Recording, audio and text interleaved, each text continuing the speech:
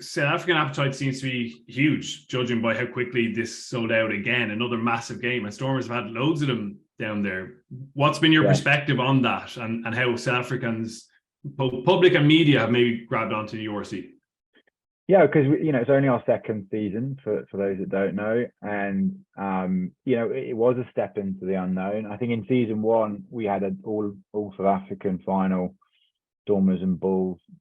Bulls turning over Leinster away, which was sort of the big surprise of that season, and then Stormers came away with the win. But this season, to sort of get into the final with Stormers against Munster, it's got that extra flavour to it because it's North versus Southern Hemisphere.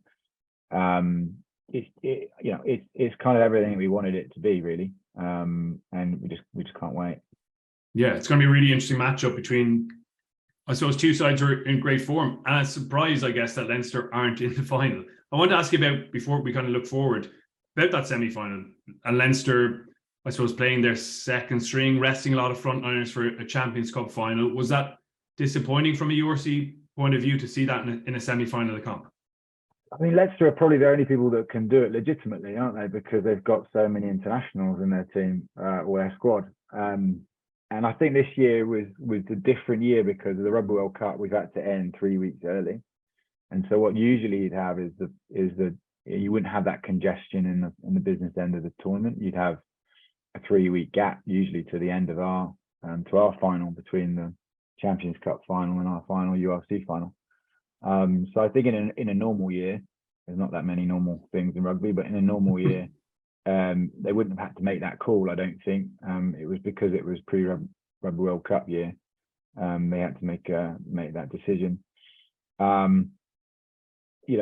think from our perspective, Munster were the best team on the day anyway, come what may, and they were losing. And they didn't have sort of 5 or 6 of their frontline players either, so through injury and other things. So the right team won on the day, and it was, to be honest, that match was an extraordinary game of rugby as well. So we've been blessed, haven't we? The last few weeks have been like different level for club rugby.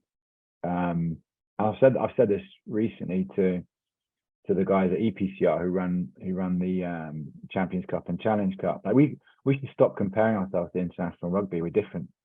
Like, the weekend, especially this weekend gone, seeing La Rochelle, Leinster, and full house in Aviva Stadium.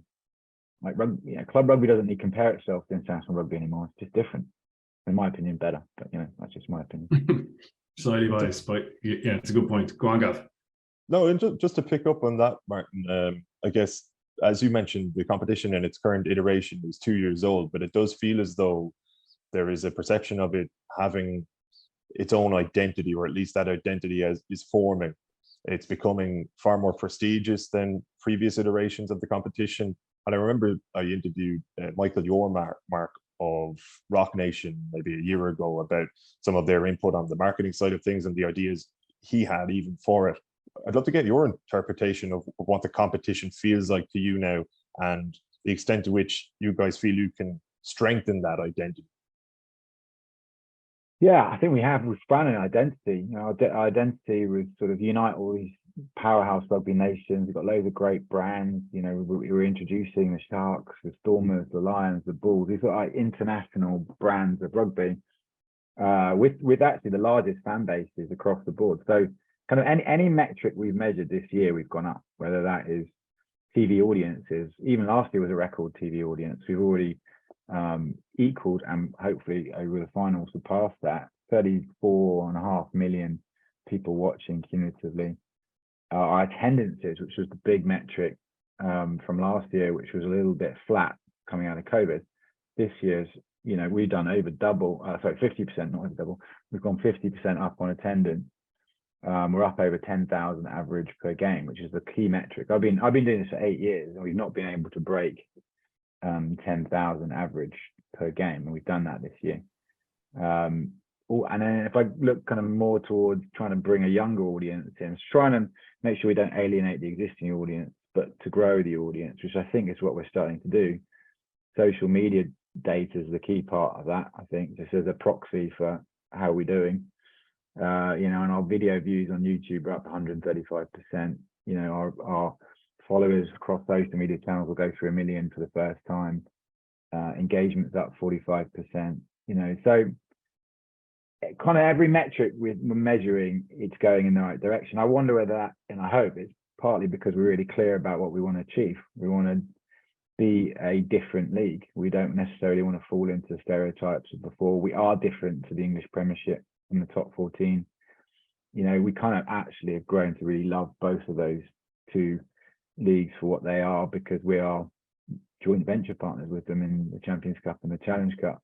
Before, maybe it was a little bit, you know, we were separate to them. Now we've taken a collective responsibility for the club's game, and it feels like we're all slightly different, and we embrace that.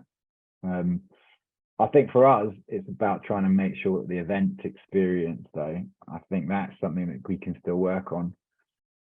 It's a little bit hit and miss. You know, you go to one event and it's fantastic, but over 151 games in a year, to try and get a consistency is sometimes a little bit challenging across the winter months, etc. But when you get into sort of knockout playoff rugby and you get, you know, 57,000 tickets going in 2.5 hours,